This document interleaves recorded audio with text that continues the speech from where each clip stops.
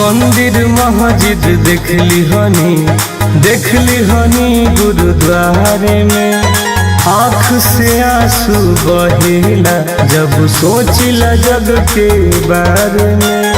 का कहूँ कुछ समझ में नहीं आवत।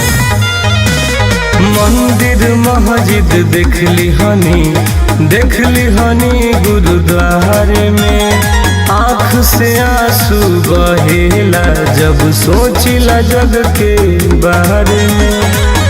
अमीर के जमीर काहे निर्धन के रहेला, अमीर के जमीर काहे निर्धन के रहेला। गरीब के केहू सत के न चाहेला, गरीब के केहू सत के न चाहेला। आज दुनिया के रीति बा।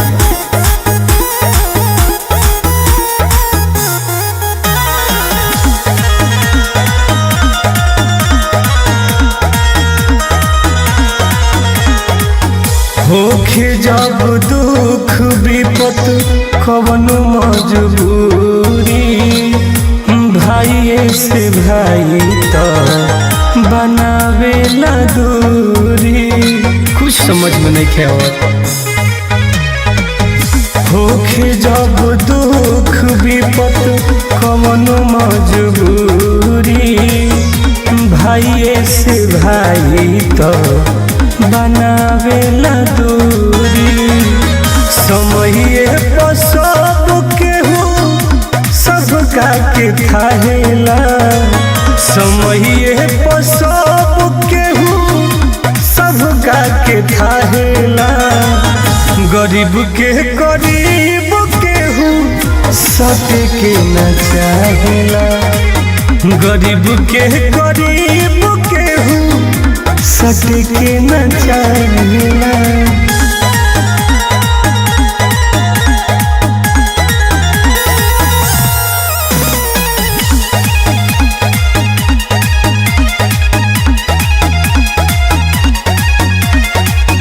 कोर्ट कचहरी पुलिस थाना में भी राजबा, पैसे वाला के पीछे भागत समाजबा।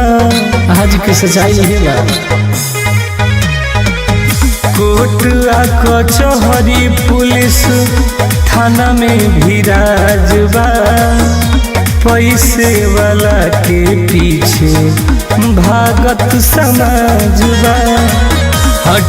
टुन से घर बतिया कहतार काहेला, टुन से घर बतिया कहतार काहेला। गरीब केहू सत के न चाहेला, गरीब केहू सट के न चाहेला। का कहीं कुछ समझ में नहीं आवत।